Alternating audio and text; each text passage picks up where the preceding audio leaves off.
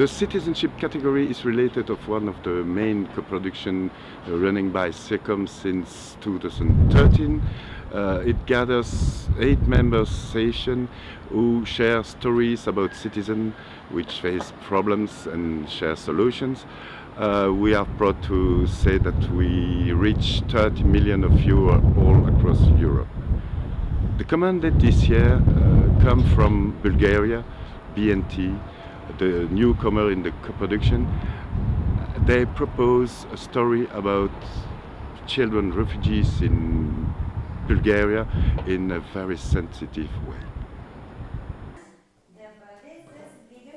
Направо не е за вярване, че Хайфа, Абдула, Нура, Фархан и Махмуд станаха причина едно цяло село да излезе на бунт. В първия учебен ден на 15 септември родители барикадираха училището в село Калище, твърдо решени да не пуснат децата там. Тази ожесточена съпротива срещу бежанците предизвика възмущението на цяла България.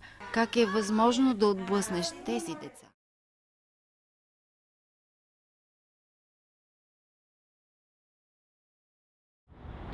That was from Bulgaria. Now to the winner, coming from France Télévisions. Véronique Auger, encore woman of the France 3 program Avenue de l'Europe, took us to Latvia to meet non-citizens. Irina est arrivée ici à l'adolescence et n'en est jamais repartie. Moi, je me sens citoyenne de Lettonie. Ici, il y a mes racines, j'habite ici, j'ai toujours travaillé ici. Tout ce que j'ai est lié à ce pays et à ce peuple.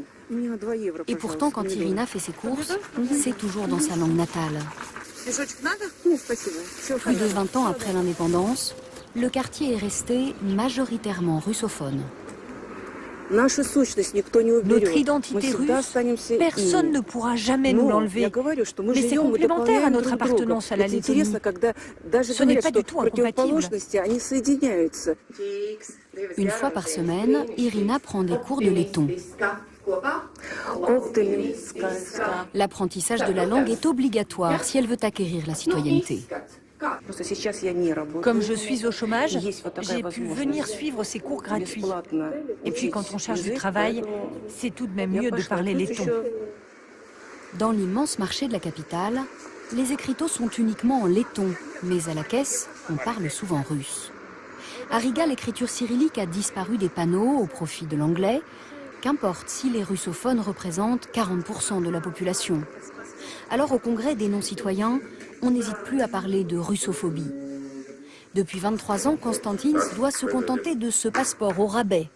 Lui parle letton couramment, mais il refuse de passer l'examen de naturalisation par principe.